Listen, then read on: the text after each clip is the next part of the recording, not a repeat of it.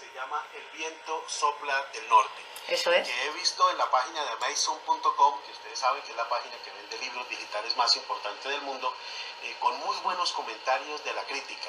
¿Por qué no nos cuentas un poco qué es El viento sopla del norte? Bueno, antes que nada, Germán Cárdenas, te agradezco la invitación a este programa, La Voz del Derecho, donde hablaré de todo lo que me preguntéis, en este caso de mi libro El viento sopla del norte. Ahora me has preguntado de qué trata. Bueno, pues intentaré haceros una especie de reseña, un resumen sin contar los hechos, por supuesto. Digamos que Portugal en el siglo XX se caracterizaba por sus grandes diferencias sociales, que lo convirtieron en un país de emigrante pese a sus variados recursos económicos. Portugal contaba con lucrativos ingresos que aportaban las colonias.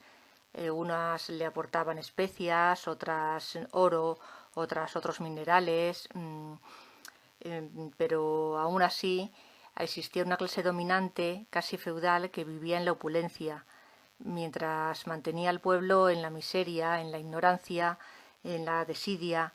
No les permitía el acceso a la educación y a la sanidad para que no prosperasen, y ellos se mantenían en el poder y se negaban a perder su estatus social y económico. Además de esto, en la defensa de las colonias que poseía, como he dicho antes, principalmente las colonias en África, la colonia oriental portuguesa, que es de la que trata el libro, y la colonia occidental portuguesa, que luego se llamó Angola, estas dos se rebelaron ya en tardanza, a últimos del siglo XX, y requerían muchas fuerzas militares portuguesas para retener a los nativos, que cada vez se les enfrentaban más a los portugueses, y tenían que tener un permanente contingente militar para frenar la independencia. Esto les producía un gasto económico y en vidas humanas que ya en los albores del siglo XXI era casi surrealista y caduco.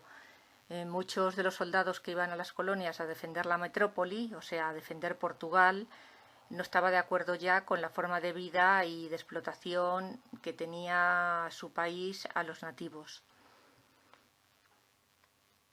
Ahora os cuento un poquito cómo está escrito el libro. El viento sopla del norte está escrito mediante cortos capítulos donde se relatan historias conmovedoras a través de personajes de toda índole social, económica, sexual y humana. Hay campesinos, banqueros, también hay aristócratas, pescadores, hay colonizadores o nativos, hay personas honestas y hay estafadores. O sea, hablo de todo género de personas, de todas las razas, de todas las clases sociales, y el abanico es tan amplio en cualidades como hablando de los dos países, de Portugal y de Mozambique. Y creo que leyendo los capítulos de tan variado orden os podréis deleitar con cada página y con cada capítulo, y no os costará trabajo llegar hasta el final, y os dolerá llegar al final porque se acaba el libro. Con esto me garantizo que cuando escriba la segunda parte, espero que también la compréis. Los personajes casi todos son ficticios, pero hay algunos que son reales, y con ellos aprendemos la historia de los dos países, de Portugal y de Mozambique, porque la historia empieza a contarla a partir de 1910 hasta 1974, que se produce la Revolución de los Claveles y llega la democracia a Portugal y se independizan las colonias. A la vez que cuento la historia, pues cuento la forma de vida, las costumbres y los paisajes de estos dos bellos países, Portugal y Mozambique. Y a veces nos damos cuenta que un país tan cercano como Portugal nos parece totalmente desconocido, y que un país tan lejano como Mozambique nos parece insólito en cosas como que tenía ciudades, la capital de la colonia oriental portuguesa, lo que ahora es Mozambique, la capital antiguamente se llamaba Lourenço Marques y era una ciudad tan próspera y tan bonita que podría ser considerada tan lujosa como París, igual que la capital de Angola, que la llamaban precisamente la Nueva París. Y esto no lo sabemos los europeos ni lo sabe casi nadie. Vamos, hay pocas personas que sepan el lujo que tenían algunas ciudades africanas, porque los portugueses y los españoles, cuando emigraban a tierras africanas, se llevaban todos los lujos que tenían en sus metrópolis y vivían como verdaderos aristócratas rodeados de nativos que eran casi sus esclavos. Bueno, que primero fueron sus esclavos y luego dejaron de serlo, pero en una actitud casi esclavista.